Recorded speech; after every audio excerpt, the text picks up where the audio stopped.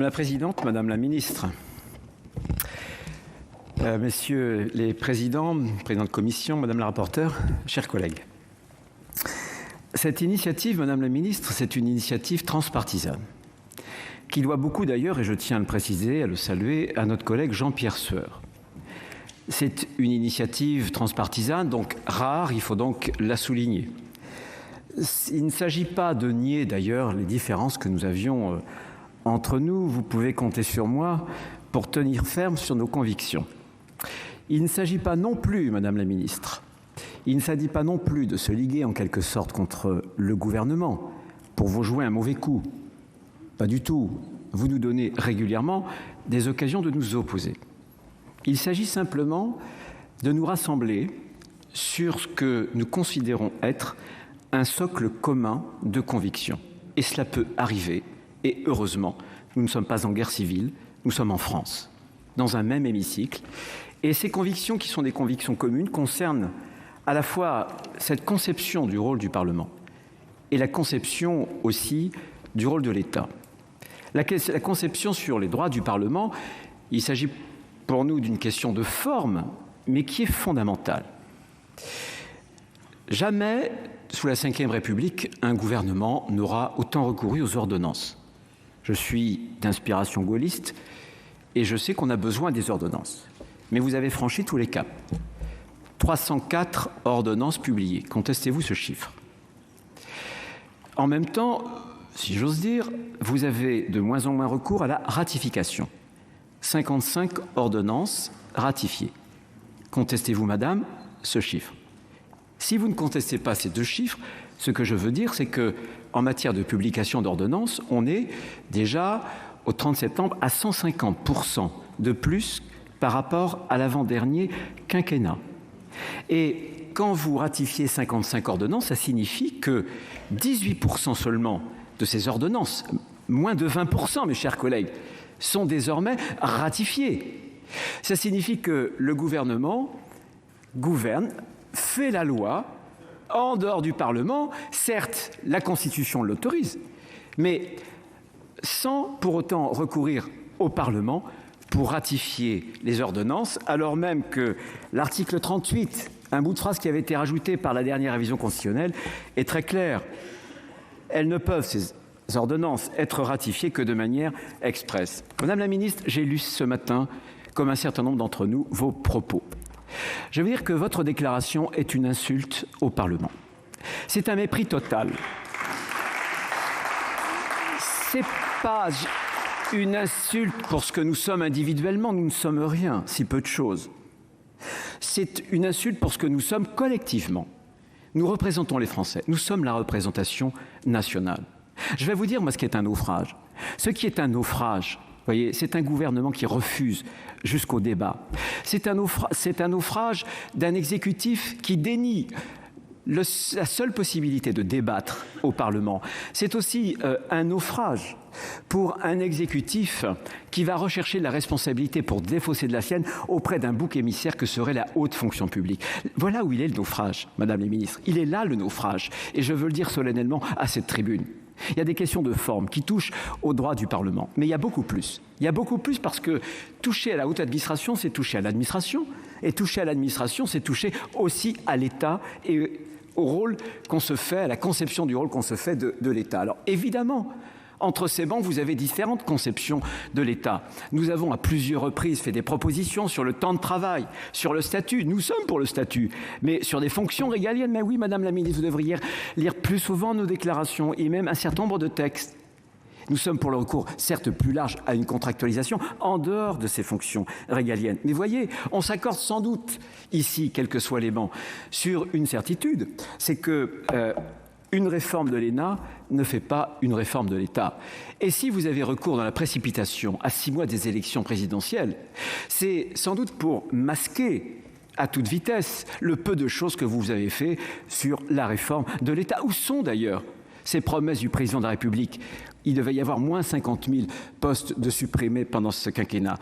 Y en aura-t-il? Simplement Un seul, nous en discuterons dans le projet de loi de finances, bien évidemment. Mais ce que je veux simplement ajouter aussi, c'est que cette réforme risque d'être le sommet de l'en même temps, une sorte d'en même temps archétypal sur la haute fonction publique et notamment sur les corps, le corps préfectoral. Qui a tenu l'État pendant la crise des Gilets jaunes si ce ne sont les forces de l'ordre avec le corps préfectoral? Qui a parlé, si ce n'est votre Premier ministre, de ce fameux couple maire-préfet? Bien, le corps préfectoral, ça n'est pas une sinécure, ça n'est pas un titre, ça n'est pas une charge. C'est une longue expérience, c'est une école, c'est un apprentissage de l'État régalien. Commander des troupes, des pompiers, des policiers, des gendarmes, ça s'apprend. Eh bien, je vais vous dire, votre réforme, sans doute n'y aura-t-il plus de corps, mais vous allez devoir faire une usine à gaz pour habituer à la même chose en créant un cadre d'emploi et en réalité, rien ne changera, comme disait Visconti. Ce sera ça, le en même temps de votre réforme. Derrière votre réforme, il y a beaucoup plus, il y a deux remises en cause. Une première remise en cause qui est celle de l'État tel que le général de Gaulle l'a voulu, tel qu'il a refondé la Ve République. Il s'exprime, c'était à Alger, en juillet 1944, où il dit « Dans l'ordre politique, notre choix, c'est la démocratie et c'est la République ». Il va plus loin, il explicite « La démocratie, c'est rendre la parole au peuple ».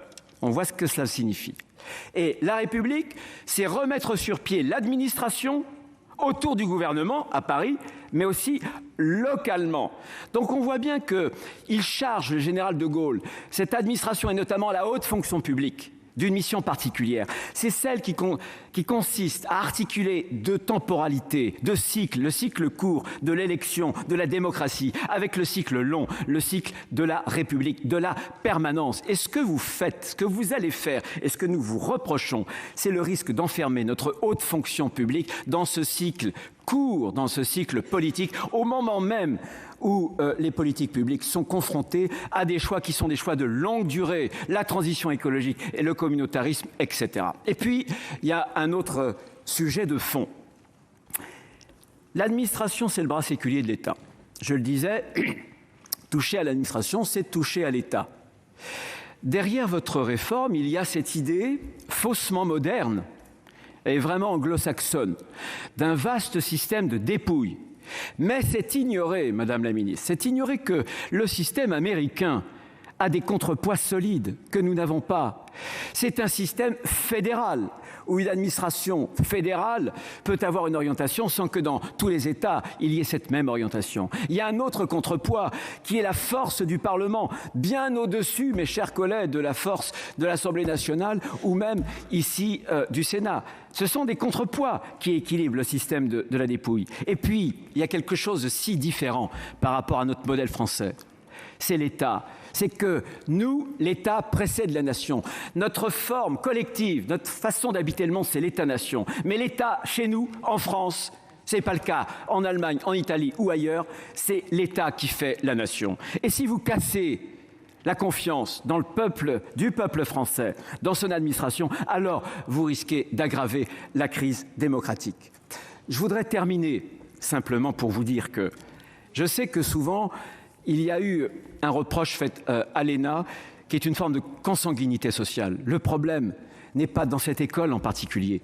Il est dans l'école tout court. Nous avons une école républicaine, malheureusement, qui est une machine à reproduire en France les inégalités sociales. Il eût mieux valu, voyez, réformer le système éducatif et non pas par le bas. Nous en parlions pour les études de médecine il y a quelques instants dans les questions d'actualité. Nous voulons, nous, évidemment, la méritocratie républicaine. Et enfin, bien entendu, qu'il faut réformer l'État. Bien entendu que l'organisation de l'État n'est pas parfaite. Nous l'avons souvent dit. Bien sûr, trop souvent, nous souffrons de voir l'État se défaire, de voir la défiance des Français vis-à-vis de leur État. Mais cette défiance, elle concerne beaucoup plus le monde politique, nous-mêmes aussi. Je me mets dans le même panier, si j'ose dire, madame, que la haute fonction publique, qui sont aussi des serviteurs de l'État. Alors je vais vous dire, je pense que vous avez tort de vous défausser sur cet État profond, disait quelqu'un. Je pense que vous avez tort de vous défausser sur un bouc émissaire, alors que la responsabilité, quand il y a un patron, c'est toujours la responsabilité du patron et pas de ses collaborateurs. Je pense que bien sûr qu'il fallait une réforme. Mais une autre réforme. Il eût fallu, madame, viser beaucoup plus haut. Il eût fallu ne pas se contenter d'une simple mise en cause si facile, si petite en somme, de cette fonction publique qui fait, je crois, la spécificité de l'administration française et qui est reconnue de façon internationale. Je pense que cette remise en cause a quelque chose à voir soit avec la naïveté, avec l'angélisme, soit avec le populisme, avec le cynisme. Eh bien, nous ne céderons ni à l'un ni à l'autre. Je pense que le relèvement, le redressement de l'État exige beaucoup plus et je pense surtout que le dévouement de nos fonctionnaires, des agents publics, mérite beaucoup mieux. Merci, Monsieur le Président. La parole est à Madame Amélie de Montchalin, ministre de la Transformation et de la Fonction publique.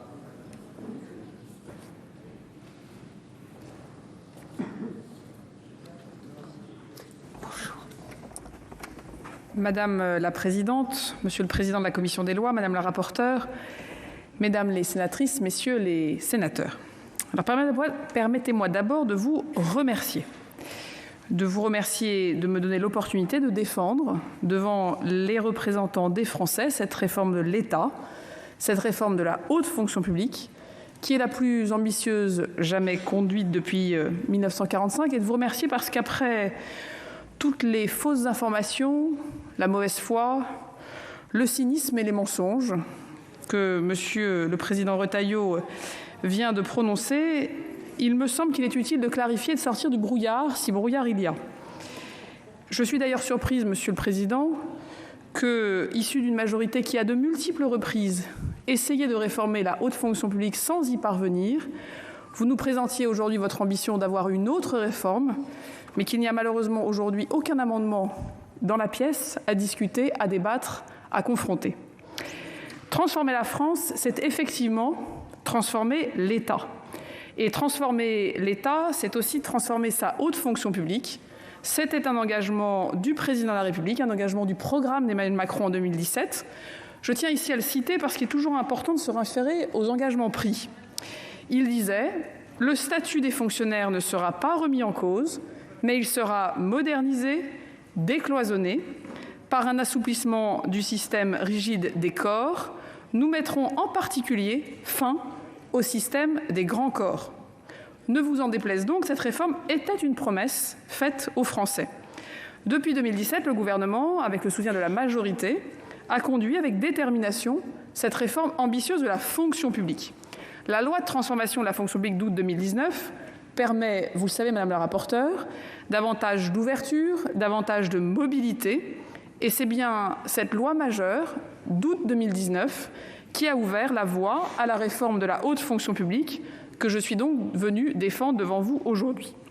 Alors permettez-moi peut-être, pour commencer, Mesdames les sénatrices, Messieurs les sénateurs, de replacer cette réforme dans le temps long que vous citiez, Monsieur le Président Retailleau, pour que nous puissions en apprécier à la fois la nécessité, mais aussi la portée. En 1945, notre pays sortait exsangue d'une guerre qui commandait de tout reconstruire. Et le général de Gaulle engageait alors une refonte sans précédent de nos institutions et de notre administration. La refondation de la haute fonction publique était au cœur de ce projet de refonte de l'État, et ainsi furent créés par ordonnance, non sans résistance à l'époque, l'École nationale d'administration et le corps des administrateurs civils. Il était en effet impérieux d'incarner la méritocratie républicaine et de restaurer l'efficacité de l'État, projet auquel, vous le savez, Michel Debré a été fortement associé puisqu'il en était l'architecte. Aujourd'hui, notre pays fait face à des besoins nouveaux qui sont radicalement différents de ceux de 1945, des bouleversements technologiques, un choc climatique, une crise sanitaire, un besoin réaffirmé de proximité. Et donc la France du XXIe siècle n'est plus celle de 1945 et l'État doit donc à nouveau s'adapter. En dépit de cela, vous le savez, l'État, lui, s'est rigidifié. Et sa haute fonction publique avec lui, les corporatismes se sont renforcés. Car c'est bien des corporatismes que la France est malade. Ils nourrissent, nous le savons, la bureaucratie. Ils nourrissent le centralisme. Et nous avons décidé avec cette majorité de nous y attaquer. Combien de gouvernements avons-nous ont promis de s'atteler à cette réforme de la haute fonction publique? Ils ont tous échoué. Aucun ne l'a conduite jusqu'à son terme. Je tenais à vous rappeler ici que la suppression de l'ENA figurait déjà dans le programme commun de 1972. En 1995, le président Chirac promettait, en parlant du classement de sortie de l'ENA, de mettre fin, je cite, à un système de caste qui se coopte. Son Premier ministre, Alain Juppé, annonçait à son tour en 1997 qu'il fallait supprimer, et qu'il allait d'ailleurs supprimer l'ENA. En 2008, une commission mandatée par le président Sarkozy promettait d'aboutir à un nouveau mode de recrutement moderne et transparent, je le cite à nouveau, pour nos hauts fonctionnaires. Et après les juges, c'est le Sénat qui a fait obstacle à la suppression du classement de sortie de l'ENA. François Hollande, lui, à son tour, après avoir demandé à Mme Lebranchu de réformer les grands corps, avait renoncé à toute réforme suite à une pétition des élèves de l'école et face à la levée de boucliers des corporations. Alors près de 30 ans plus tard, l'ENA est toujours là, avec son classement, son système de caste qui se coopte, comme le disait le président Chirac, et ses grands corps.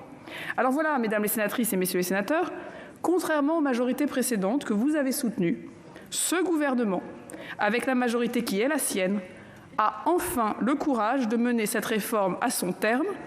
Et je tiens à le rappeler, j'y reviendrai, que c'est vous qui avez habilité le gouvernement à conduire cette réforme. Et ayant été habilités, nous avons donc pris nos responsabilités et nous sommes devant vous. Cette réforme, elle nécessite de la détermination. Elle nécessite de la conviction. D'abord pour parler aux Français de ce que nous faisons pour eux, et ensuite également pour parler aux hauts fonctionnaires de ce que nous faisons pour eux, pour parler de cette transformation profonde de l'État que nous portons. Parce que cette transformation, elle repose sur un constat simple. Elle répond à une ambition claire. Dans la France de 2021, nos concitoyens ont des attentes différentes de celles d'il y a 30 ans, voire même 70 ans. Ils demandent un État de proximité, un État efficace au service de tous. Et j'en suis convaincue, mesdames les sénatrices, messieurs les sénateurs, la proximité, l'efficacité et l'égalité sont les 3 conditions absolues de la restauration de l'autorité de l'État. Alors pour répondre à ces préoccupations, nous avons décidé de nous attaquer à la racine du problème. Le premier sujet, c'est la formation. Nous devons changer la formation initiale et la formation continue pour que nos hauts fonctionnaires comprennent mieux la France dans son intimité, dans sa complexité, pour que nous puissions adapter nos politiques publiques pour les différencier en fonction des territoires. Nous devons faire en sorte que tous nos hauts fonctionnaires acquièrent une culture commune pour que les décisions ne soient plus prises en silo. Et les élus locaux sont les premiers à s'en plaindre et ils ont raison. Les administrateurs de l'État demain, les directeurs d'hôpitaux, les magistrats judiciaires, les commissaires de police seront ainsi tous formés ensemble à ces enjeux que sont la transition écologique, la laïcité, les valeurs de la République, les défis numériques, la lutte contre les inégalités et la pauvreté. En résumé, à la différence de l'ENA, nous voulons une école qui forme et pas une école qui classe. Ce sera la mission du futur Institut national du service public, qui portera ce tronc commun à 14 écoles de service public dès 2022, qui renforcera le rôle de la formation continue pour tous les fonctionnaires, pour tous les hauts fonctionnaires, qui développera les liens avec le monde académique et de la recherche et qui participera au rayonnement européen et international de la France. Le deuxième sujet à la racine que nous voulons regarder et surtout réformer après la formation, c'est la gestion des carrières. Il faut que nos hauts fonctionnaires occupent des fonctions opérationnelles, concrètes, dans les territoires, plus en prise avec le quotidien de nos concitoyens. Parce qu'avant de pouvoir juger, contrôler, inspecter, diriger, il faut avoir administré, il faut s'être confronté aux réalités du terrain. Et ce n'est pas cette assemblée qui me contradira. Et par administrer, nous n'entendons pas l'édiction de normes depuis une administration centrale à Paris. Nous voyons au contraire des cadres supérieurs, davantage présents en administration déconcentrée, pour avoir un État territorial fort, pour avoir une action publique différenciée, pour avoir des hauts fonctionnaires affectés sur des postes opérationnels. Je vous donne un exemple de ce que nous avons fait cette année. En 2021, nous avons doublé le nombre de postes de sortie de l'ENA au ministère du Travail et au ministère des Solidarités et de la Santé, et nous avons divisé par 2 le nombre de sorties dans les grands corps. Après la crise sanitaire, alors que nous devons faire réussir la relance, c'est bien dans ces ministères et dans leurs services déconcentrés que nous avons besoin de nos nouveaux hauts fonctionnaires. Et vous parlez de confiance, Monsieur le Président Retailleau. Pour que les Français fassent confiance à l'État, ils doivent voir que l'État s'organise, s'adapte et se soucie des enjeux prioritaires de son époque Et s'il y a bien 2 ministères aujourd'hui qui ont besoin d'être renforcés, c'est bien, et on voit bien que c'est unanimement défendable, celui aujourd'hui du ministère de la Solidarité et de la Santé et celui du ministère du Travail. Alors, mesdames les sénatrices, messieurs les sénateurs, ce que nous disons est clair. Notre ambition est forte. Cette réforme, elle est désormais irréversible. Mais il m'importe d'expliquer aux Français ce qui se joue aujourd'hui dans cet hémicycle. Permettez-moi de vous dire que je considère pour le moins étonnant d'inscrire à l'ordre du jour votre propre texte afin de le rejeter purement et simplement. Inscrire la ratification d'une ordonnance pour ne pas la ratifier, je dois dire que c'est assez inédit dans les annales parlementaires. Le gouvernement s'était réjoui que le Sénat se saisisse de ses prérogatives constitutionnelles, de ses prérogatives d'amendement, de ses prérogatives d'écriture de la loi, et que vous puissiez donc effectivement prendre l'initiative d'inscrire la ratification de cette ordonnance dans votre ordre du jour. Nous étions prêts à un débat important et à un débat qui est évidemment légitime. Nous pensions que nous débattrions d'un texte amendé qui nous aurait permis d'entendre vos contre-propositions respectives et de connaître votre vision de la haute fonction publique, de l'état de demain.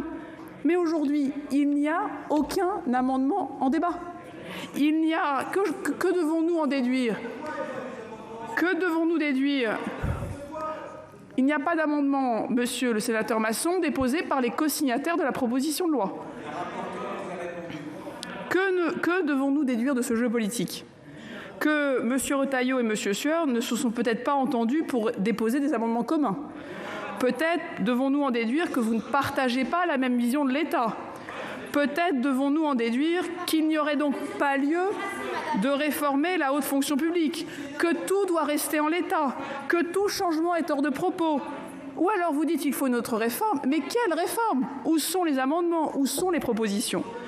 Je reconnais donc bien là les conservatismes de tous bords et je ne partage évidemment pas cette vision. Je reconnais bien là une alliance contre nature sur plusieurs bancs, sans cohérence, sans vision, qui n'a pour objet qu'une opposition stérile et complète au gouvernement. Les républicains, les socialistes, les écologistes et les centristes, au fond, semblent s'accorder entre eux sur une seule chose. Il ne faudrait rien changer. Voilà une belle alliance. Cette politique politicienne ne me semble pas à la hauteur des enjeux. Elle ne me semble pas digne de cette haute assemblée que je respecte et à laquelle je me suis toujours soumise à toutes vos questions. Il m'avait pourtant semblé avoir lu et entendu des propositions pour la fonction publique, notamment à droite de cet hémicycle. Dans votre programme des Républicains, public ces derniers jours, il y a écrit en toutes lettres, Monsieur le Président Retailleau, que vous comptez supprimer le statut de la fonction publique et conserver les grands corps. Projet digne à minima d'incohérence, voire d'injustice. Et puis sur la gauche, je dois dire que là, je n'ai entendu aucun projet. Alors avant de conclure, mesdames les sénatrices, messieurs les sénateurs, il m'appartient de lever un malentendu. J'ai entendu dire que cette réforme n'aurait pas été concertée, qu'elle aurait été fomentée dans le secret des dieux, qu'elle serait déconnectée des attentes de nos concitoyens et de nos fonctionnaires. Je souhaite ici rétablir la vérité. D'abord, cette réforme, je ne suis pas devant vous parce que la Constitution m'y autorise. Je suis devant vous parce que vous m'avez autorisé à être devant vous aujourd'hui. Parce que c'est bien ici, au Sénat, que l'article 59 a été amendé, qu'il a été enrichi, qu'il a été voté, que vous l'avez validé pendant la commission mixte paritaire de la loi de transformation de la fonction publique dont Mme Di Folco était la rapporteure. Et si je suis devant vous, c'est bien parce que vous m'y avez autorisé. C'est le principe d'une ordonnance. Nous ne faisons pas la loi en cachette. Nous la faisons parce que vous nous autorisez à la faire. Et c'est donc bien un texte issu d'une CMP conclusive qui donc s'inscrit évidemment dans un cadre constitutionnel, mais qui respecte par définition le Parlement. Par ailleurs, en tant que tel, sur l'ordonnance, depuis ma prise de fonction et même dès avant dans le cadre du rapport qui avait été commandé à M. Thirier, Frédéric Thirier, que vous avez rencontré, l'ensemble des parties prenantes ont été consultées. Il y a eu des instances formelles, des instances obligatoires, des tables rondes avec les associations des différents corps. Personne n'a été laissé à l'écart de cette réforme. Je dis bien personne. Et surtout pas les hauts fonctionnaires eux-mêmes, puisqu'ils ont été formellement interrogés au cours d'une consultation inédite de plusieurs semaines, à laquelle plus de 7300 d'entre eux ont répondu, exercice absolument inédit que j'ai tenu à mener pour nous assurer de la cohérence des décisions que nous prenons avec leurs attentes, et d'ailleurs qui a permis de rappeler combien leur attachement au service public, à ces valeurs, était important et combien ils attendaient précisément que nous prenions les mesures que nous prenons pour les accompagner dans leur carrière, dans leur formation, dans leur mobilité, dans l'accompagnement de leur vie personnelle et professionnelle, autant d'éléments que cette réforme permet auxquels nous répondons. Nous répondons aussi à un enjeu d'égalité entre les femmes et les hommes, un enjeu majeur que cette réforme va permettre de faire avancer. Je souhaite donc ici remercier très sincèrement l'ensemble des hauts fonctionnaires et des parties prenantes qui ont permis cette réforme. Et puis, je voudrais donc conclure en un mot. L'esprit de cette réforme, de cette ordonnance que vous soumettez aujourd'hui à une ratification express de votre Assemblée, c'est ce que nous faisons, je viens d'exprimer. Mais le gouvernement ne reculera donc pas devant des réflexes corporatistes qui sont toujours bruyants, mais qui ne sont en généralement jamais réellement représentatifs et qui, nous le savons, se dressent dès qu'ils sont menacés. Je regrette donc profondément que nous ne puissions pas débattre aujourd'hui projet contre projet. Je regrette le choix qui a été le vôtre de consacrer ce temps parlementaire précieux à un débat par définition stérile qui se résume à une opposition de principe. Vous pouvez être assuré de la détermination qui est la mienne, sous l'autorité du Président de la République et du Premier ministre, à mener à bien cette réforme majeure et indispensable.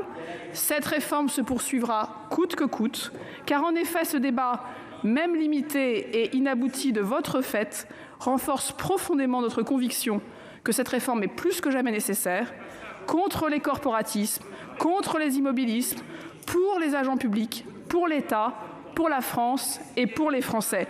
C'est la raison pour laquelle je donnerai donc bien sûr un avis favorable à cette proposition de loi qui propose la ratification d'une ordonnance qui pose les jalons de la réforme de notre haute fonction publique la plus ambitieuse depuis 1945. Je vous remercie. Je voulais vous dire, Madame la Ministre, que depuis le début, vous dites quelque chose de faux. Vous dites que vous faites une réforme.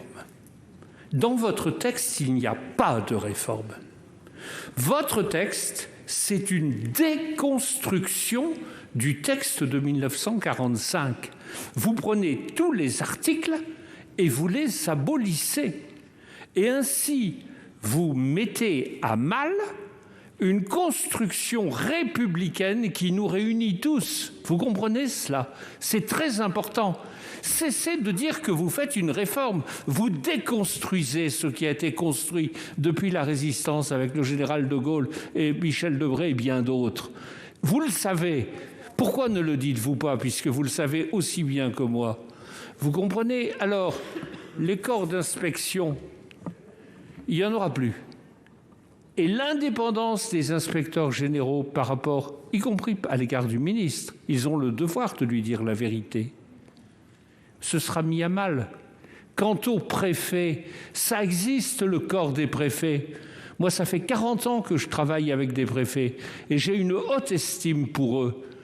Vous aurez demain des préfets intermittents, intérimaires, fonctionnalisés, contractualisés. Je vois bien ce que c'est. C'est un système qui met en cause toute une cohérence républicaine qui, à l'heure de la décentralisation, est nécessaire, parce que les deux sont nécessaires. Moi, je suis pour une forte décentralisation et un pouvoir de l'État fort, solide. Ça ne veut pas dire qu'il soit omnipotent, mais qu'il fasse avec cohérence ce qu'il a à faire. Madame la ministre, vous ne faites pas de réforme, vous déconstruisez le texte de 1945.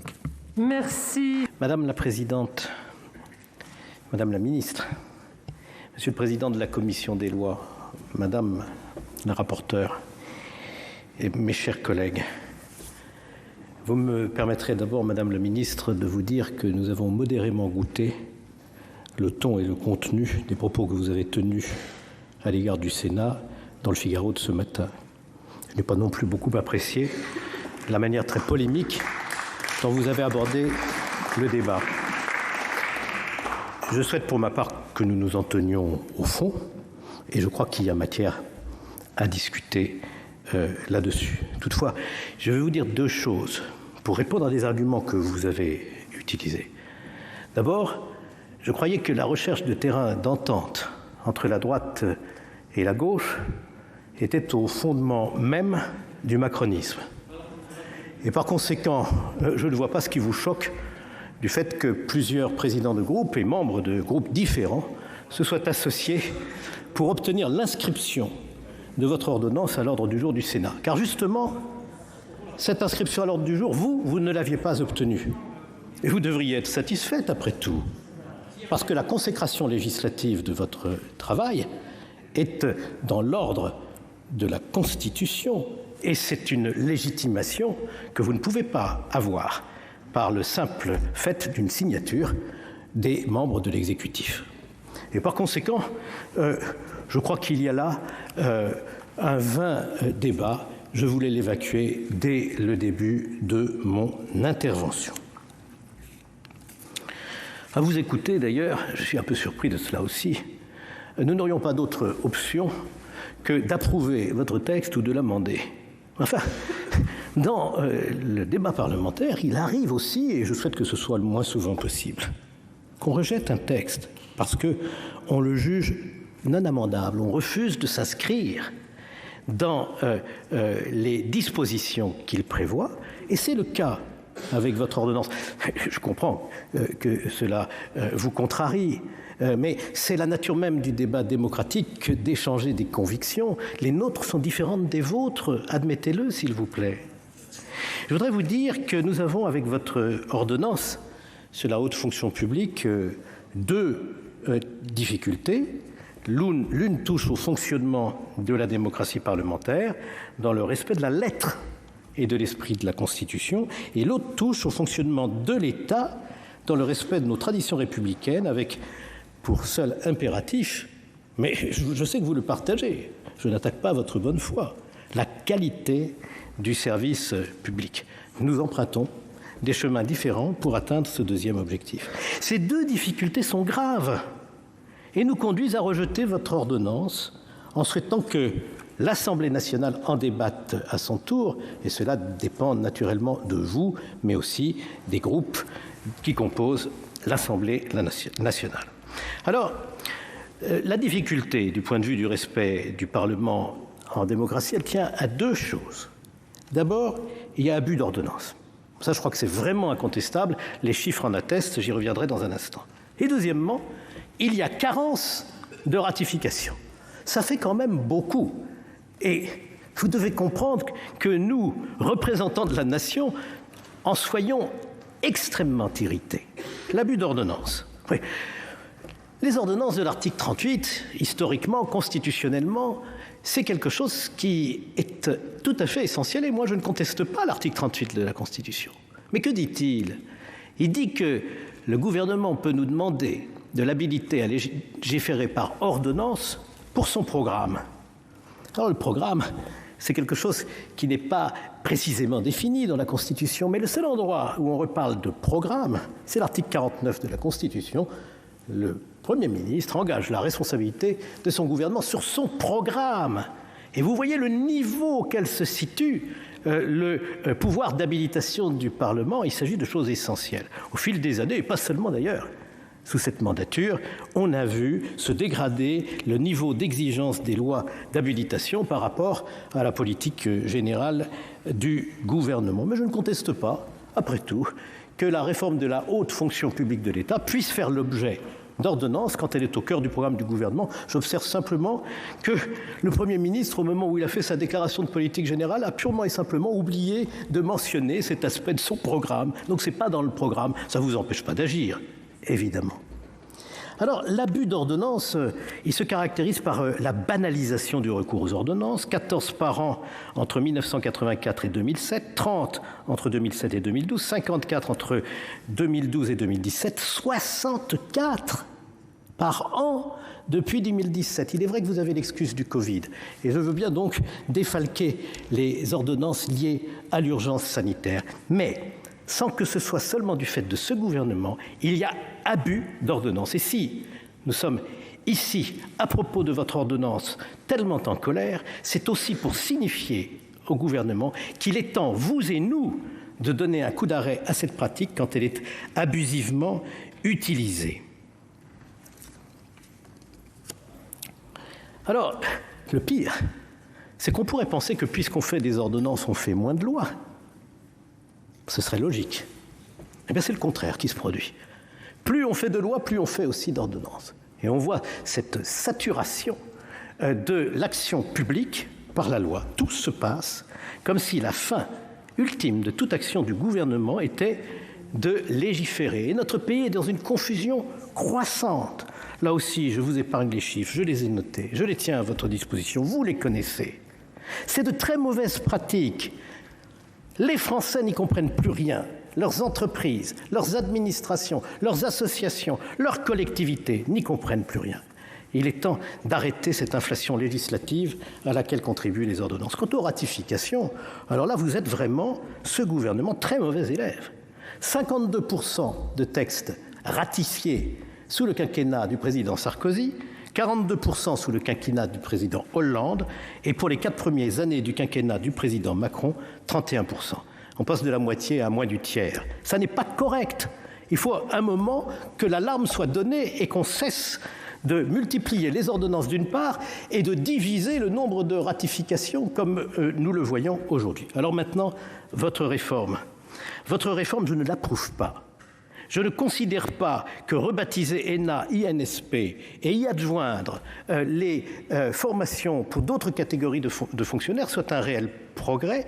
Je ne vois pas au moment où nous parlons de l'amélioration de la prise en compte des métiers, pourquoi il faudrait fondre dans un grand magma toutes les formations des hauts fonctionnaires.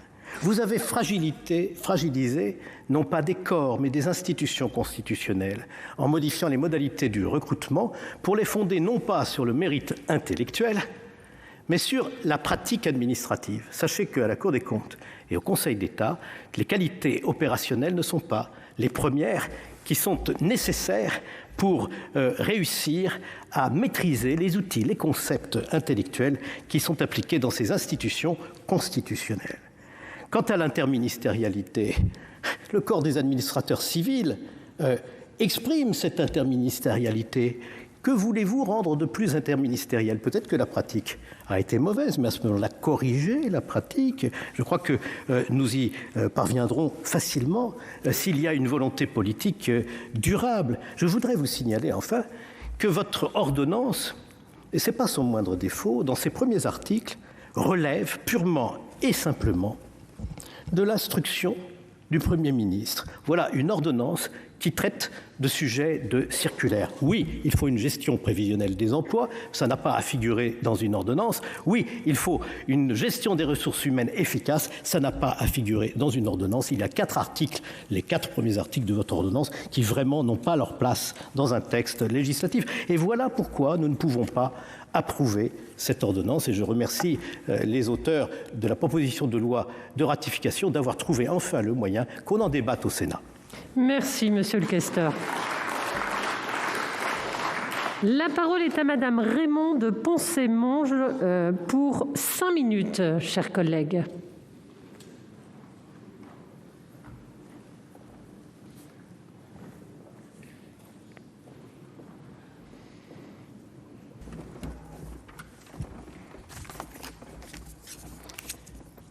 Merci Madame la Présidente, Madame la Ministre, Monsieur le rapporteur, mes chers collègues.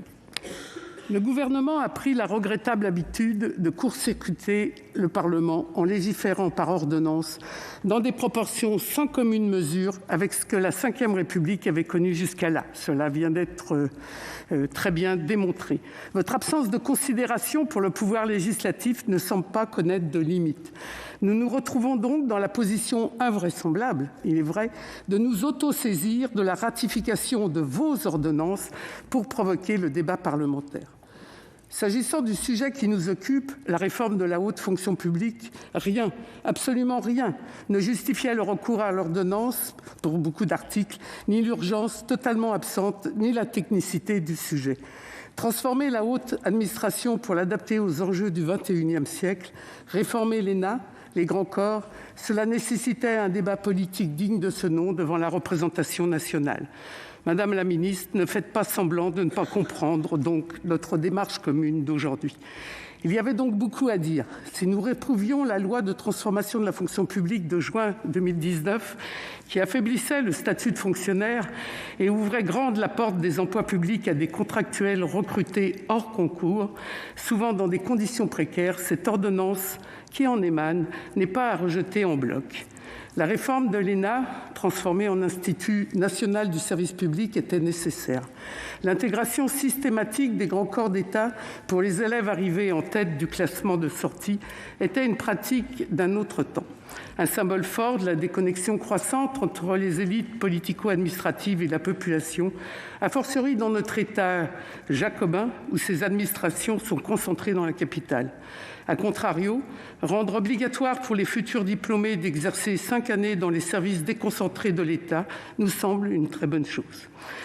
La création d'un corps unique des administrateurs de l'État laisse également espérer plus de mobilité des hauts fonctionnaires au sein de la sphère publique et des carrières plus cantonnées à un seul ministère, choisi pour 40 ans dès la sortie de l'ENA.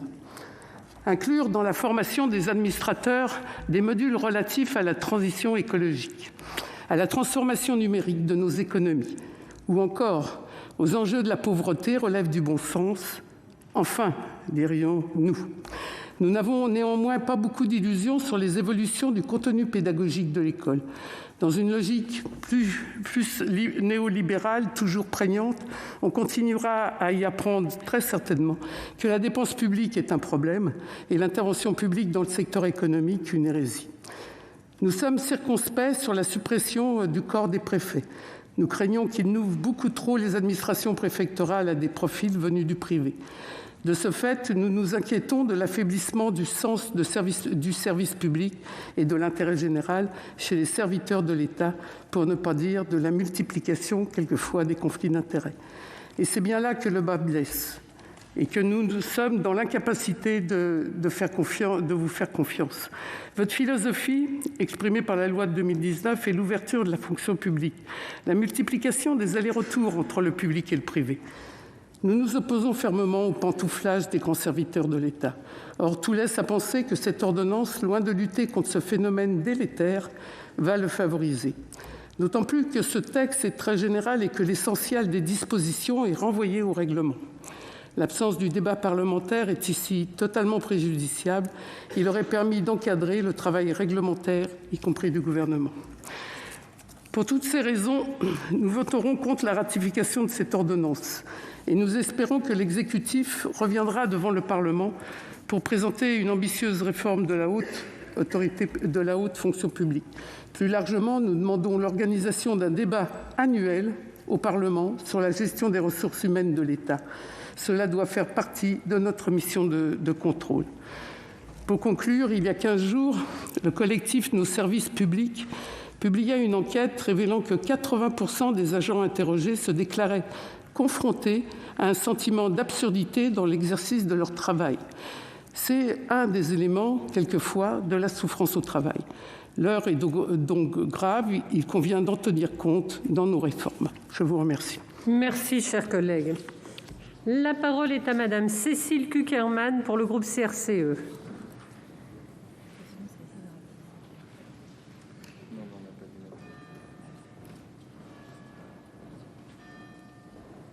Bonjour Cécile.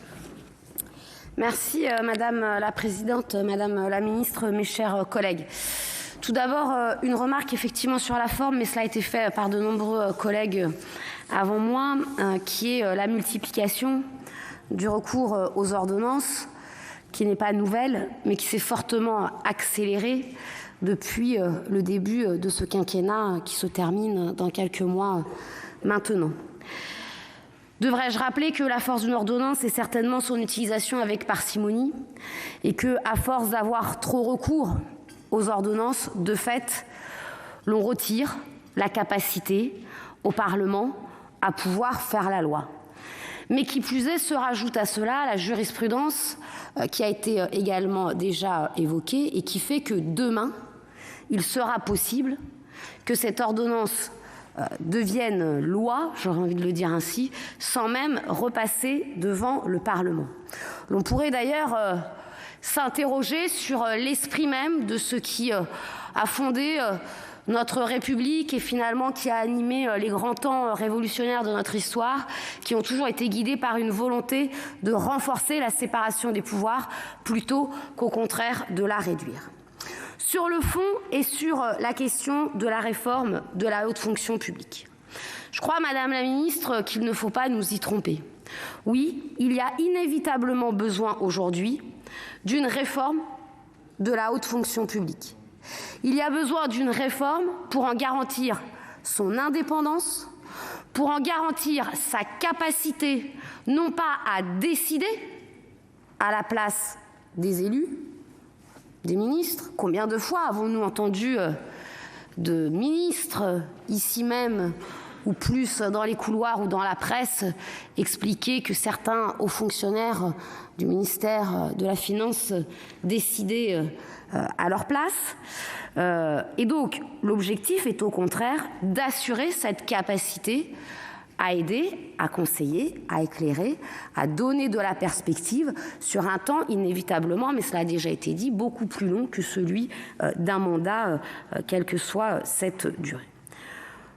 Vous avez également certainement raison dans un constat qui serait d'ailleurs partagé ici sur des dérives aujourd'hui de cette haute fonction publique d'État et dans sa formation.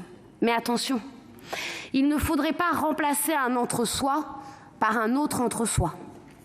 Il ne faudrait pas demain arriver finalement à avoir une haute fonction publique d'État qui soit encore plus dépendante du pouvoir en place et qui finalement, par d'autres réseaux, fasse qu'un entre-soi, certes social aujourd'hui, soit remplacé par un entre-soi de connaissances.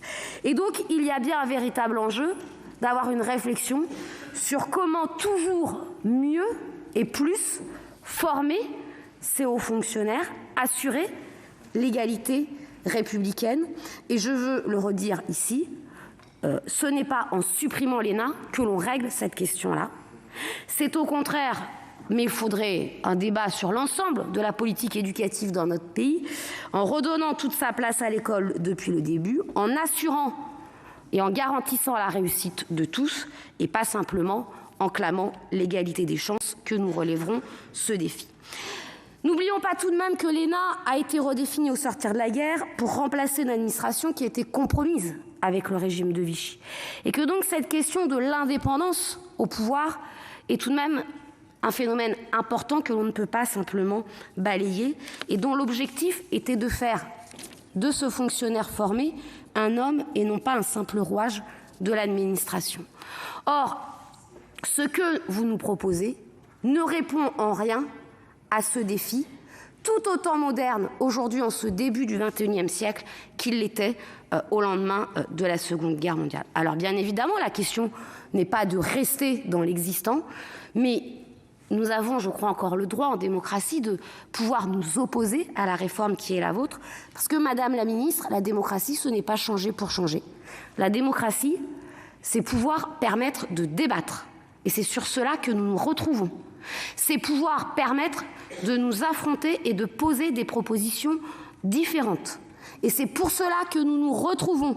Et donc, bien évidemment, il peut y avoir un accord pour débattre ou nous opposer à ce texte, ce qui ne veut pas dire que nous aurons toutes et tous sur tous les bancs les mêmes propositions alternatives. Et je terminerai juste en une seconde.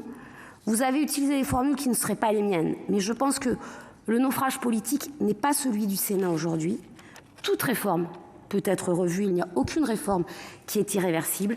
Et si votre objectif est effectivement, en niant le débat entre la gauche et la droite, de vous retrouver face à un chroniqueur qui est plus animé par la haine des autres que l'amour de faire de la République, je pense que ce n'est pas là la réussite d'un quinquennat. Merci, chers collègues. La parole est à Monsieur Hervé Marseille pour le groupe Union centriste. Monsieur le Président.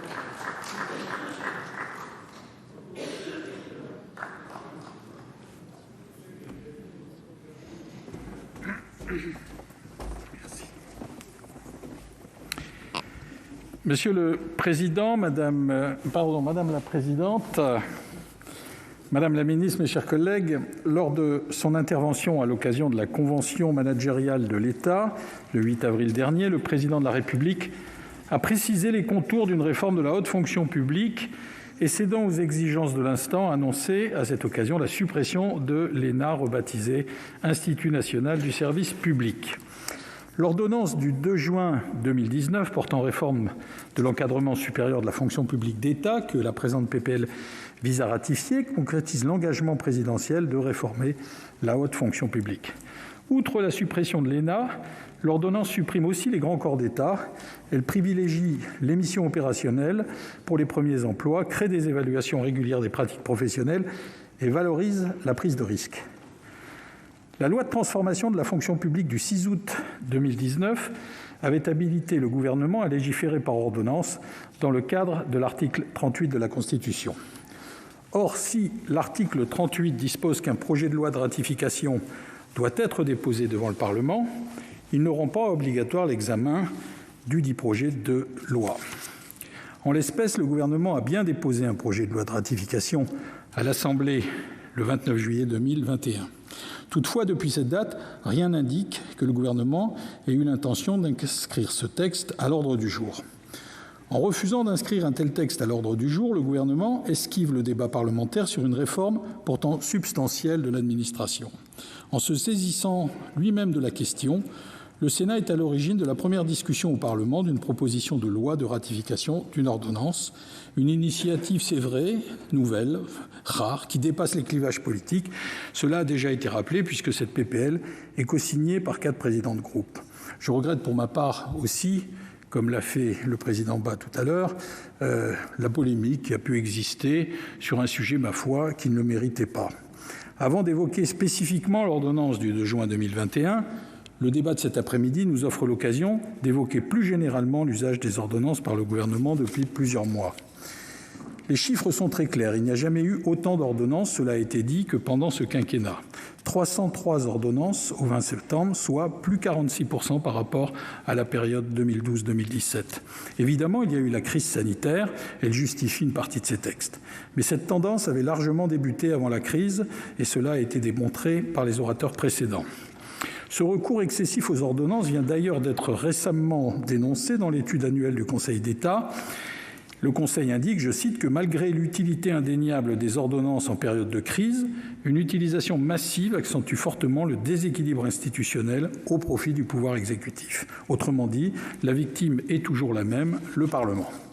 Pour ne rien arranger, une récente décision du Conseil constitutionnel vient jeter le trouble sur cette question. En effet, dans 2 décisions de mai et juillet 2021, le Conseil a reconnu aux ordonnances du gouvernement non ratifiées par le Parlement une valeur législative. Ce qui n'est pas sans fragiliser le principe constitutionnel selon lequel la loi, expression de la volonté générale, ne peut naître que de la délibération publique. Plus spécifiquement, je rappelle que l'article 38 exige que les ordonnances soient ratifiées de manière expresse. Avec les décisions précitées du Conseil, certains ont évoqué même la création d'une législation par voie gouvernementale. Face à cela, que peut faire le Sénat ? Notre Haute Assemblée est depuis longtemps mobilisée sur ces questions. Nous avons récemment encore été force de proposition puisque notre règlement vient justement d'intégrer des outils afin d'opérer un contrôle plus étroit de la législation déléguée, c'est-à-dire des ordonnances de l'article 38. Nous avons ainsi ajouté le suivi des ordonnances aux missions des différentes commissions permanentes du Sénat et renforcé son information sur les intentions du gouvernement quant à leur publication et leur ratification. Voilà pour la forme. Cette proposition de loi ouvre les conditions d'un vrai débat sur l'opportunité et l'intérêt d'une telle réforme. Je rappelle en préambule que oui, c'est vrai, en 2019, le Sénat n'a pas émis d'objection à l'habilitation à faire cette réforme par voie d'ordonnance. C'est un fait. Mais comme vous le savez, mes chers collègues, une habilitation, ce n'est pas un blanc-seing. Si le gouvernement nous avait donné des orientations en 2019, tout n'était pas sur la table. Un exemple parmi d'autres, un des plus importants, un des plus médiatiques, la suppression de l'ENA. Pourquoi supprimer l'ENA pour la remplacer par une autre école qui ne change ni ses modalités d'accès, ni son classement de sortie, ni même les épreuves du concours externe ? Parler de suppression est d'ailleurs une supercherie, puisque en fait rien n'a été supprimé. On veut nous faire croire qu'on a cassé le moule de cette fameuse technocratie qui serait la cause de tous nos maux. Pourquoi supprimer les grands corps de l'État, refuge d'excellence et de méritocratie, qui rendaient la haute fonction publique attractive? Le remplacement des grands corps par un large corps commun interministériel à gestion centralisée nous garantit-il une meilleure fonction publique? Certains craignent au contraire, cela a été dit, une politisation des fonctionnaires, notamment au niveau des ambassadeurs et des préfets.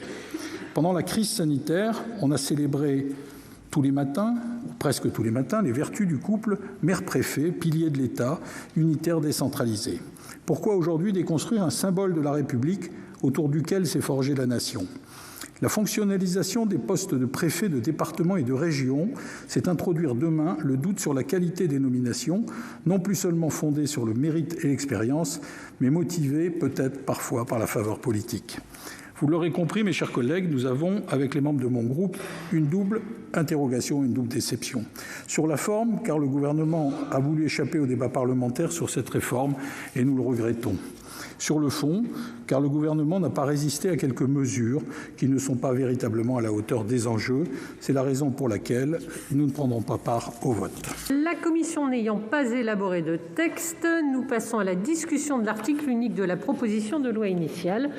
Et avant d'examiner les amendements, je suis saisie d'une demande de parole de Madame Lienemann, chers collègues. Oui, chers collègues, vous excuserez ma voix un peu éraillée, qui m'évitera d'être trop longue du coup. Premier point, Madame la ministre, vous demandez une vision. Il fallait un projet de loi.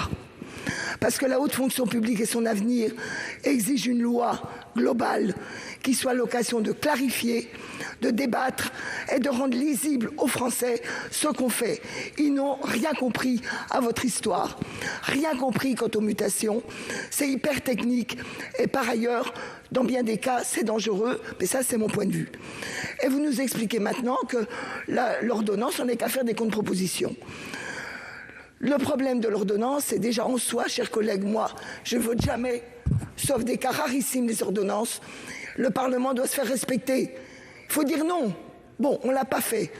Mais c'est encore plus grave maintenant, parce qu'avec le principe de non-ratification fait loi, qui est finalement ce qui est validé, on est totalement dépossédé même de la modification de ce qu'il y a dans l'ordonnance. Donc j'approuve la démarche qui vise à dire qu'il faut mettre les pieds dans le plat. On ne peut pas accepter cette méthode. Mais la méthode est révélatrice du contenu. Parce que la haute fonction publique, moi je suis pour une haute fonction publique indépendante, neutre, mais pas un État dans l'État. Et pour que ce ne soit pas l'État dans l'État, il faut qu'elle soit ni soumise de manière abusive au pouvoir de l'exécutif, et surtout pas ignorante de l'importance du Parlement dans l'élaboration de la pensée, des solutions et des réflexions, comme d'ailleurs des partenaires sociaux et d'autres opérateurs.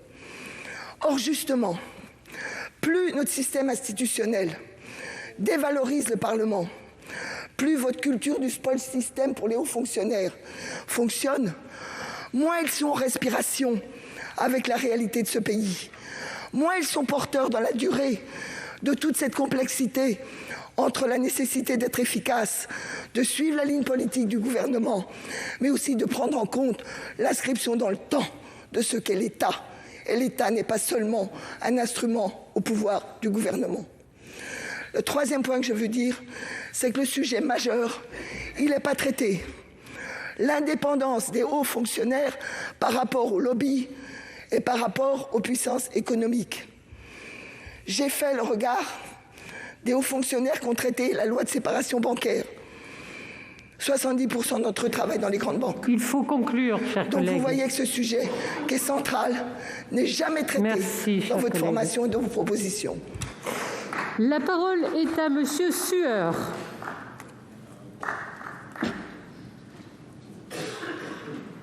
Madame la présidente, Madame la ministre, mes chers collègues, je voulais vous dire, Madame la ministre, que depuis le début, vous dites quelque chose de faux. Vous dites que vous faites une réforme. Dans votre texte, il n'y a pas de réforme. Votre texte, c'est une déconstruction du texte de 1945. Vous prenez tous les articles et vous les abolissez. Et ainsi, vous mettez à mal une construction républicaine qui nous réunit tous. Vous comprenez cela? C'est très important. Cessez de dire que vous faites une réforme. Vous déconstruisez ce qui a été construit depuis la Résistance avec le général de Gaulle et Michel Debré et bien d'autres. Vous le savez. Pourquoi ne le dites-vous pas, puisque vous le savez aussi bien que moi? Vous comprenez? Alors, les corps d'inspection, il n'y en aura plus. Et l'indépendance des inspecteurs généraux par rapport, y compris à l'égard du ministre, ils ont le devoir de lui dire la vérité. Ce sera mis à mal. Quant aux préfets, ça existe le corps des préfets. Moi, ça fait 40 ans que je travaille avec des préfets et j'ai une haute estime pour eux. Vous aurez demain des préfets intermittents, intérimaires, fonctionnalisés, contractualisés. Je vois bien ce que c'est. C'est un système qui met en cause toute une cohérence républicaine qui, à l'heure de la décentralisation, est nécessaire, parce que les deux sont nécessaires. Moi, je suis pour une forte décentralisation et un pouvoir de l'État fort, solide. Ça ne veut pas dire qu'il soit omnipotent, mais qu'il fasse avec cohérence ce qu'il a à faire. Madame la ministre, réforme, vous déconstruisez le texte de 45. Merci, chers collègues. Merci, monsieur le questeur. Alors, nous passons à l'amendement numéro 2, monsieur Masson.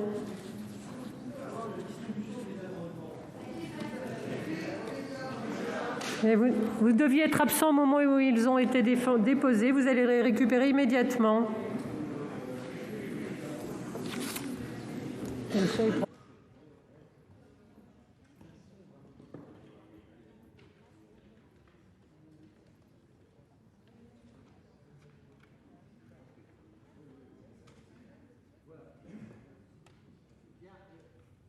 Cet amendement rentre dans ce que j'ai dit tout à l'heure.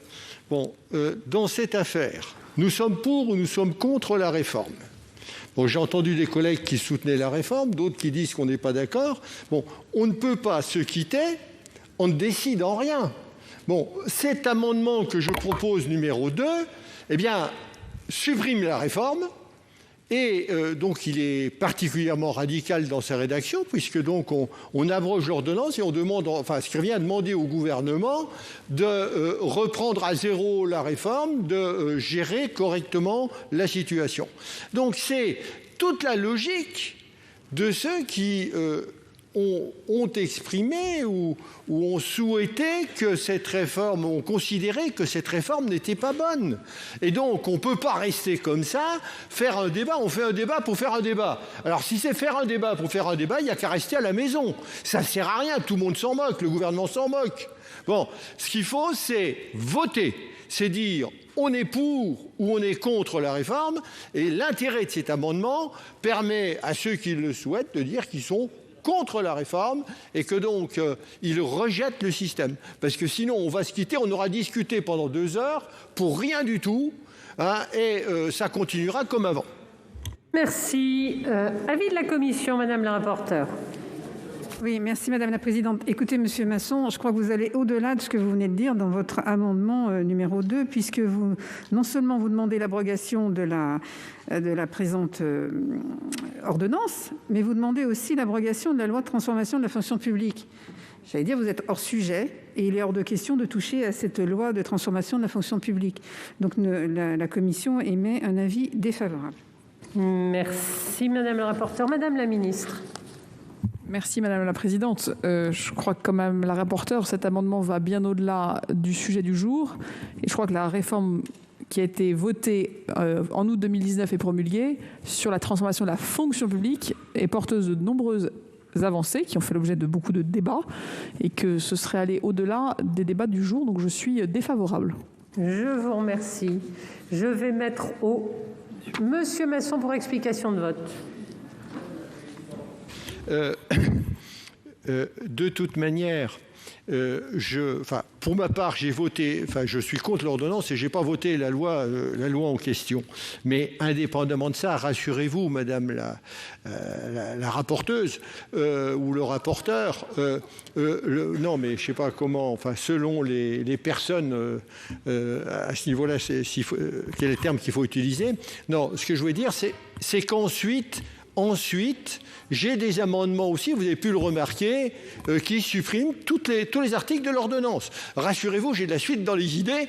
Bon, j'ai fait un prix de gros au départ, mais ensuite, j'ai des amendements de repli.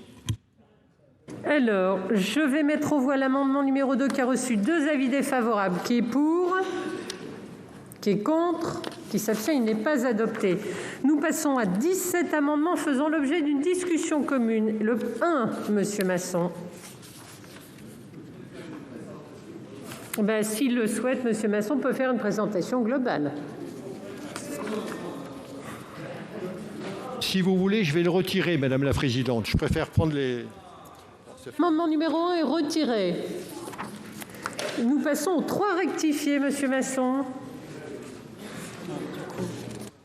Non, cet amendement n'est pas retiré du tout et il répond à l'objection qu'avait faite la rapporteure de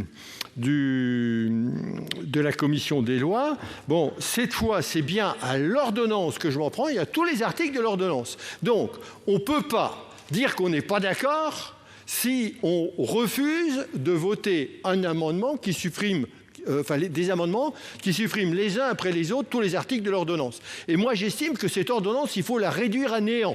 Donc, c'est le sens de mes amendements.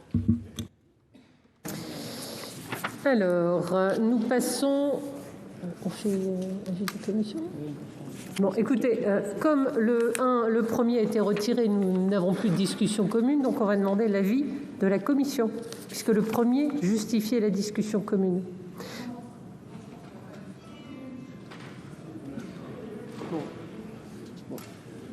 On les maintient.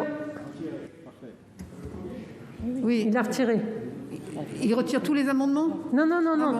Comme, en fait, le premier amendement a été retiré, cet amendement justifiait la discussion commune. Comme il a été retiré, nous devons maintenant mettre à l'avis de la Commission et du gouvernement chaque amendement séparément. C'est fort dommage d'avoir retiré le premier. Voilà, désolé, mais le retrait du premier, a pour déclenchement cela. Donc le 3 rectifié. De toute façon, c'est un avis défavorable. Il n'est pas question d'abroger l'ordonnance. Il n'est pas question d'abroger chaque article de l'ordonnance. Il était question du débat. La Commission a proposé la non-ratification parce qu'elle manque d'éléments. Il y a encore un chantier réglementaire à faire. Il y a des missions qui n'ont pas encore rendu leur rapport. Je pense par exemple à la mission Basser. Madame la ministre a créé une nouvelle mission aussi sur l'attractivité de la fonction publique. Nous manquons d'informations pour ratifier. Il est hors de question d'abroger. Donc c'est un avis défavorable pour l'ensemble des amendements. Merci Madame la rapporteure. Madame la ministre. Alors, Madame la Présidente, je vous propose, comme je vais avoir un avis constant sur les 16 ou 17 amendements qui suivent, de vous dire que d'ores et déjà, je suis défavorable à l'ensemble d'entre eux. Je profite peut-être d'avoir ici la parole pour dire aux sénateurs de tous les bancs qu'évidemment le chantier réglementaire se poursuit et qu'il est important que je puisse, autant que de besoin, venir vous rencontrer en commission des lois ou dans tout autre format pour que je puisse évidemment vous détailler la manière dont nous ne sommes pas en train de déconstruire un système, mais bien de reconstruire dans un esprit qui est celui de 1945, qui est celui évidemment de la défense de la République, de son unité, de son efficacité, de sa proximité, et que je tiens ici donc à dire que je ne m'exprimerai pas sur les amendements qui viennent, mais que je me tiens évidemment à la disposition de ceux et celles qui souhaiteraient connaître en détail la manière dont nous allons mettre en œuvre les principes qui sont dans cette ordonnance. C'est évidemment pour moi absolument nécessaire d'être à votre disposition sur ce sujet majeur. Merci. Alors, je mets aux voix le 3 rectifié qui a reçu 2 avis défavorables, qui est pour, qui est contre, qui s'abstient, il n'est pas adopté. Monsieur Masson, vous présentez le 4 rectifié. Madame la Présidente, mon amendement s'inscrit dans la logique du précédent. Je constate que la Commission et l'ensemble de mes collègues sont très heureux d'avoir discuté pendant 2 heures pour rien du tout. Bon, puisqu'on a discuté pendant 2 heures, on va discuter encore 5 minutes de plus pour voir mes amendements les uns après les autres. Je vous remercie. Donc nous mettons aux voix le 4 rectifié qui a reçu 2 avis défavorables. Qui est pour? Qui est contre? Qui s'abstient? Il n'est pas adopté. Le 5 rectifié, Monsieur Masson. Il est défendu? Comme on a perdu notre temps, qu'on continue un petit peu à perdre notre temps, donc mon amendement est défendu et je le maintiens. Très bien. Je mets aux voix le 5 rectifié qui a reçu 2 avis défavorables. Qui est pour? Qui est contre? Qui s'abstient? N'est pas adopté. Le 6 rectifié est défendu, Monsieur Masson? Défendu, et c'est les mêmes observations que celles que j'ai déjà faites. Alors, l'avis de la Commission et du Gouvernement étant les mêmes, le vote est le même. Même vote, il n'est pas adopté. Le 7 rectifié, il est défendu? Il est défendu, Madame la Présidente, et je redis que c'est le même argumentaire que les précédents. Donc, même avis, même vote, il n'est pas adopté. Le 8 rectifié, défendu?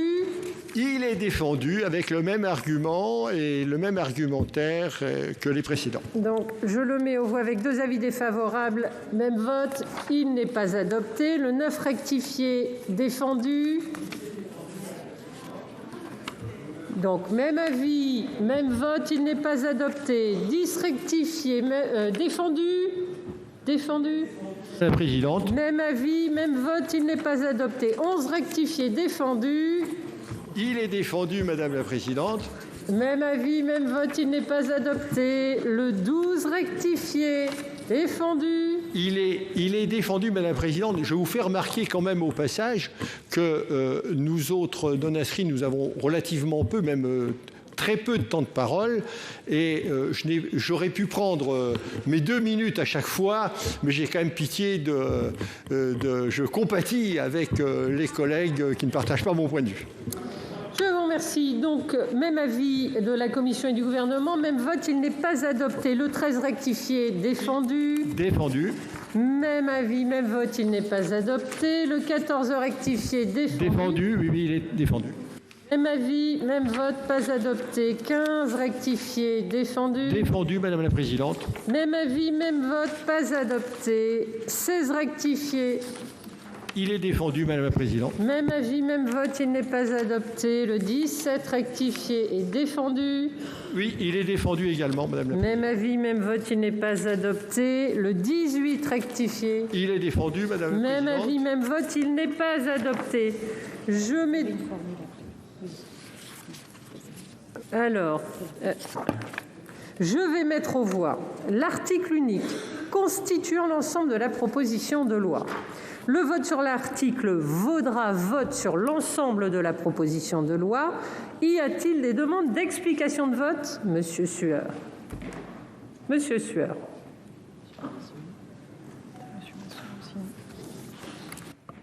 Merci Madame la Présidente. Madame la Ministre, il est probable qu'à une large majorité, le texte ne sera pas ratifié. La question maintenant, je veux vous la poser à vous en face. C'est très important. Dès lors que sur un texte qui a autant de conséquences, une assemblée du Parlement le refuse, ce qui est son droit, et nous considérons son devoir, je le considère comme tel. Que va faire le gouvernement? Qu'allez-vous faire? Et je vous demanderai une réponse précise. Il y a 2 solutions pour le gouvernement. La première, c'est de prendre acte de cela et, à minima, de saisir l'Assemblée nationale. Ce qui permettrait qu'il y ait un débat à l'Assemblée nationale, puis une commission mixte paritaire, et si elle n'aboutissait pas, un nouveau débat devant l'Assemblée nationale et le Sénat. l'Assemblée nationale ayant le dernier mot. Dans ce cas, vous répondriez que le Parlement dans son ensemble serait saisi d'un sujet aussi essentiel pour la République. Première solution, j'espère que vous l'adopterez, que vous nous l'annoncerez ici. Deuxième solution, Madame la Ministre, deuxième solution, je m'adresse à vous personnellement. Vous dites la position du Sénat n'aura aucune conséquence. Comme vous avez dit tout à l'heure à cette tribune, c'est irréversible. Si c'est irréversible, alors que l'une des deux assemblées du Parlement a marqué son désaccord avec des arguments forts, ça pose un problème réel. Et je vous dis en face que si vous adoptiez cette seconde attitude, ce serait profondément anti-républicain. Merci, monsieur le questeur. Je donne la parole à monsieur Masson. Moi, je ne partage pas du tout l'avis de notre collègue Sueur. La Constitution, c'est la Constitution. Il y a des règles. Le gouvernement est obligé à ce que fixe la Constitution. Il n'est pas du tout obligé, parce que le Sénat aura rejeté ce texte, de le soumettre à l'Assemblée nationale. Enfin, le Sénat n'avait qu'à assumer ses responsabilités et rejeter l'ordonnance. Tout le reste, c'est de la mascarade. On essaye de gesticuler pour faire croire qu'on fait quelque chose au niveau du Sénat, mais quel que soit le vote qu'on fera aujourd'hui, si c'est pour dire oui ou pour dire non à l'article en question, il va rien se passer du tout. Ça et rien, c'est la même chose. Ce qu'il fallait, c'était prendre une position sur l'ordonnance. On l'a pas prise. Il faut s'assumer. Moi, je trouve que c'est du cinéma, tout ça, et je participerai pas au vote. Monsieur le Président Retailleau, pour explication de vote. Oui, je voudrais vraiment revenir sur la signification de notre initiative commune et sur le vote qui va avoir lieu, je crois d'ailleurs par scrutin public, dans quelques instants. Nous allons, nous et d'autres, voter contre cette résolution parce que nous voulons, par là même, manifester notre opposition à l'ordonnance. Et, Madame la Ministre, depuis le début, vous faites mine de ne pas comprendre. Nous n'en pouvons plus de la dépossession des pouvoirs du Parlement. Le recours incessant aux ordonnances, où le gouvernement fait la loi très bien, mais y compris du temps du général de Gaulle et de ses successeurs, les ordonnances étaient ratifiées. Ce qui distingue aujourd'hui, ce qui marque votre empreinte de l'exercice des ordonnances, c'est que vous ne voulez plus ratifier. 18% de ratification.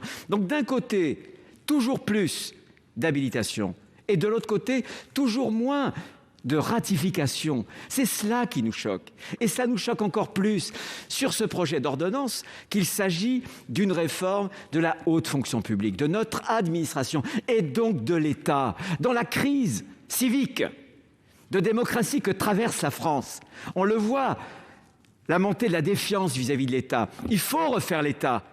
Il faut refaire l'État pour donner à l'État plus de puissance de protection, plus d'impulsion. Et nous pensons que ce que vous nous avez dit, ce que vous allez proposer, ne réglera rien du tout, mais absolument rien du tout. C'est une forme, de vision pseudo-managériale qui ne collera pas avec les missions de long terme de l'État, madame. C'est ce que nous avons voulu dire. Mais avant tout, notre vote sera une protestation contre la dépossession des droits du Parlement, contre le mépris que vous avez si bien exprimé ce matin dans le Figaro, madame, si bien exprimé. Je vous remercie de l'avoir fait, c'est très éclairant. Et en même temps, parce que nous voulons nous opposer à cette vision, qui est une vision finalement très technocratique, et qui est une vision qui fait que le politique abdique son courage, sa responsabilité, et se défausse sur la haute fonction publique. Et je voudrais dire à tous ces fonctionnaires, quelque niveau qu'ils soient, qui sont l'honneur du pays, et que, très franchement, cette haute fonction publique, en France, mais par le monde, elle est enviée par beaucoup de pays. Merci. La parole est à monsieur Medevielle. Merci, Madame la Présidente. La période préélectorale présidentielle, soit une période agitée, j'ai parlé de balles dans mon propos, on entend des balles siffler plus que des balles perdues, et nous offre parfois des alliances étonnantes. Ce qu'on regrette, c'est que cette alliance n'ait pas été en mesure de formuler des propositions, de formuler des amendements, à part M. Masson. Ça a été une alliance de blocage, une alliance de refus. Cette réforme, nous l'appelions de tous nos voeux, la droite et le centre. Nous avons voté l'habilitation et nous allons rester lisibles, crédibles. Je ne sais pas si les gens qui ont regardé la séance comprennent exactement ce qui se passe. Et rester clair sur cette réforme, je le redis, nous l'appelions de tous nos voeux et donc nous voterons pour, en grande majorité dans mon groupe. Merci, cher collègue. La parole est à Madame Ferrat. Merci, Madame la Présidente.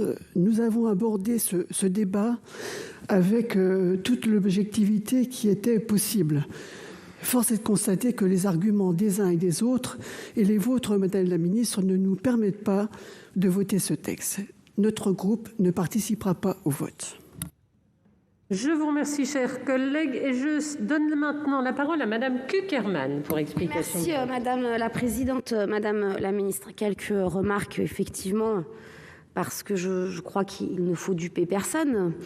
Il y a, mais nous avons été un certain nombre à le dire, un débat de forme et un débat de fond. Donc, bien évidemment, nous ne voterons pas cette proposition de loi pour les raisons que j'ai rappelées dans mon intervention générale, que ma collègue Marie-Noëlle Lienemann a rappelé et que bien d'autres ont rappelé. Le recours excessif, abusif, parfois même aux ordonnances, la possibilité aujourd'hui accrue de non-ratification et qui, mais je veux le redire ici, pose un véritable souci de séparation des pouvoirs année après année. Deuxièmement, parce que sur le fond, nous ne partageons pas votre vision de la réforme, de la fonction publique d'ailleurs dans son ensemble, et plus particulièrement en ce qui nous intéresse ici ce soir, de la haute fonction publique, qui doit avant tout et surtout rester ce qui fait effectivement la grandeur d'un État qui doit répondre aux nombreux défis et aux enjeux de demain, mais en le travaillant dans la continuité, je ne reprends pas. Enfin, je veux simplement...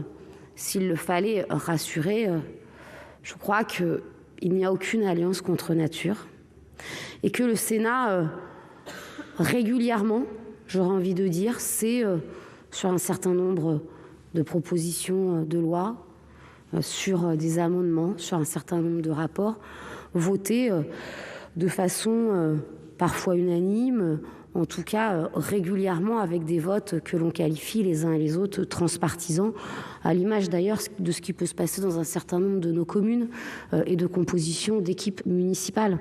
Donc ne n'hystérisons pas une situation qui n'a pas lieu d'être. Oui, il y a... ce soir, comme à d'autres moments il y a eu et comme il y aura d'autres, une rencontre entre plusieurs groupes politiques qui font le même vote. Et je crois que c'est aussi ça, savoir prendre les bonnes décisions en s'inspirant des réalités vécues. Merci, chers collègues. Ah oui, Monsieur Patria, vous avez la parole. Oui, Madame la Présidente, Madame la Ministre, merci. Le groupe RDPI, bien entendu, votera le texte pour 3 raisons. La première raison, c'est que cette réforme de la fonction publique, Madame la Ministre a très bien rappelé, elle est demandée depuis des années, voire des dizaines d'années, que tout le monde souhaitait s'y atteler, que personne ne l'a faite, et qu'enfin, elle répond aux nécessités de notre temps.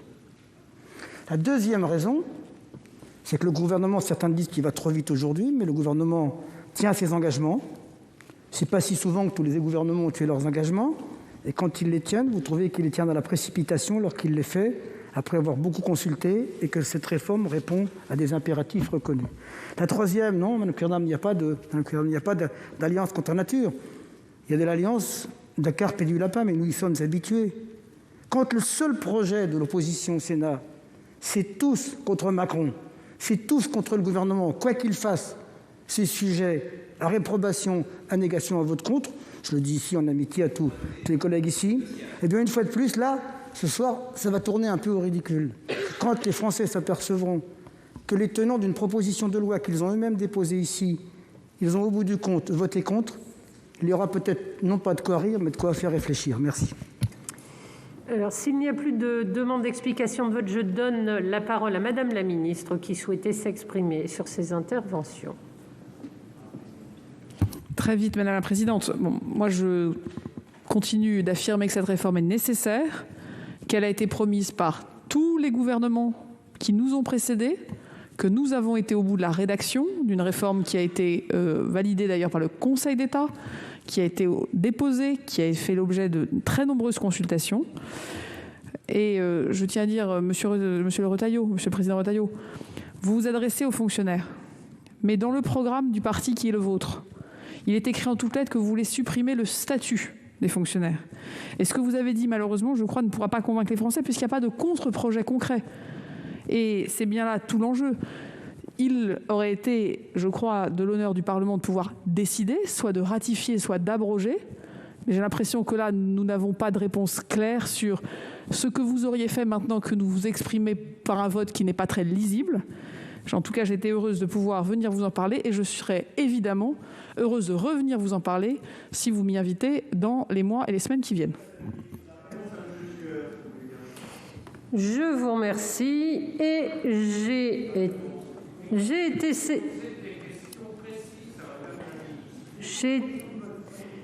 je pense qu'on va pouvoir maintenant passer au vote. J'ai été saisie d'une demande de scrutin public par le groupe socialiste, écologiste et républicain et le groupe du RDPI sur l'ensemble de la proposition de loi. Il va être procédé au scrutin public dans les conditions fixées par l'article 56 du règlement. Le scrutin est ouvert. Voici le résultat du scrutin numéro 1 sur l'ensemble du texte. Compte tenu de l'ensemble des délégations de vote accordées par les sénateurs aux groupes politiques et notifiées à la présidence.